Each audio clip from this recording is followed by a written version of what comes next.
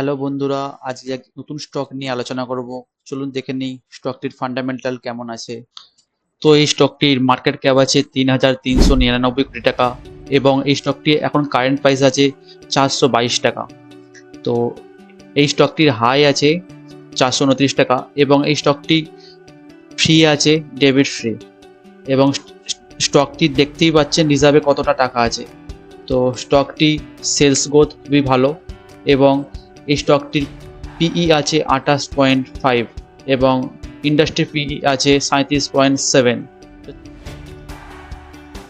এই স্টকটির প্রফিট ও লস ইয়ার টু ইয়ার আপনারা দেখতে পাচ্ছেন কিছুটা ইনক্রিজ করেছে এবং দেখতে গেলে এটা যদি আমরা 5 বছরের ইয়ার টু ইয়ার চার্ট দেখি, তো এই কোম্পানির প্রফিট মানে সেলস যে গ্রোথটা আছে স্টেবল আছে। আর নেট প্রফিট যেটা আছে দেখতেই পাচ্ছেন 2024-এ একটা ভালো অ্যামাউন্টের প্রফিট করেছে। এবং যদি কম্পাউন্ড গ্রোথ সেলস গ্রোথ দেখি, তো মোটামুটি এটা একটা মিডিয়াম ক্যাটাগরিতে বলতে পারি আমরা সেলস গ্রোথটা। আর যদি প্রফিটের দিকে দেখি, প্রফিট মোটামুটি করেছে এবারে 1 ইয়ারে প্রফিটটা একটু বাড়া আছে, কিন্তু 3 ইয়ার্সে সেরকম দ্বারা আপনারা প্রফিট দেখতে পাবেন না।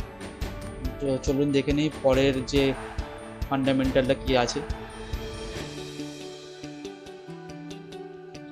যে কোম্পানিটি নিয়ে আমরা কথা বলছি সেই কোম্পানিটি এশিয়া, ইউরোপ, ল্যাটিন আমেরিকা ও নর্থ আমেরিকার মতন বিভিন্ন কান্ট্রিতে তার বিজনেসকে এগিয়ে নিয়ে যাচ্ছে। এবং এই কোম্পানিটি ক্লায়েন্ট বেসিসের মধ্যে দেখতে গেলে আপনাদের খুবই চেনাশোনা যে কোম্পানিগুলো আছে সান ফার্মা বা মানকাইন্ড ফার্মা, এই কোম্পানিগুলোর সঙ্গে তার বিজনেসে ক্লায়েন্ট বেসিসে এগিয়ে যাচ্ছে। তো আমরা যদি এটা ফান্ডামেন্টাল চেক করছি, আশা করছি খুবই একটা ভালো কোম্পানি এটা, এবং ভবিষ্যতে আশা করছি খুবই গ্রোথ করবে। তো এই কোম্পানিটির যদি আমরা শেয়ার হোল্ডিং প্যাটার্ন চেক করি, তো দেখতে পাচ্ছেন প্রমোটাররা তাদের শেয়ার শেয়ার 68% শেয়ার তাদের কাছে রেখেছে। তো তো এই কোম্পানিটির নিজের শেয়ার যখন নিজের কাছে 68% শেয়ার রেখে দিয়েছে, তার মানে বুঝতে পারছেন কোম্পানিটির তাদের নিজেদের উপর কতটা ভরসা আছে।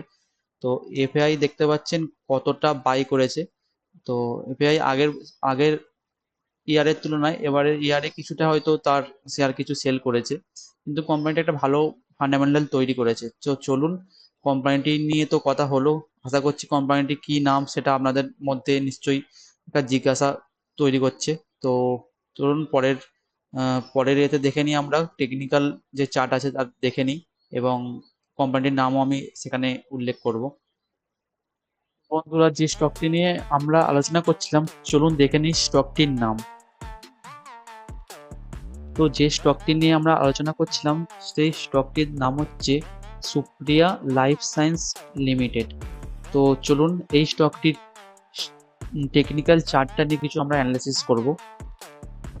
তো প্রথমে আমরা ট্রেডিং ভিউয়ের মেন পেজে গিয়ে এখান থেকে আমরা সুপ্রিয়া লাইফ সায়েন্স লিমিটেডের চার্টটা বার করে নিয়েছি এবং এখানে ডেলি বেসিসে যে ক্যান্ডেলগুলো বানিয়েছে সেখানে একটা প্যাটার্ন তৈরি করেছে। দেখতে পাচ্ছেন যে প্যাটার্নটা আমি বানিয়েছি, এই প্যাটার্নটা যে তৈরি করেছে এটা একটা কাপেল হ্যান্ডেল প্যাটার্ন তৈরি করেছে। তো এই জায়গায় এখন এটা সাস্টেন্স করছে 422 টাকার কাছাকাছি।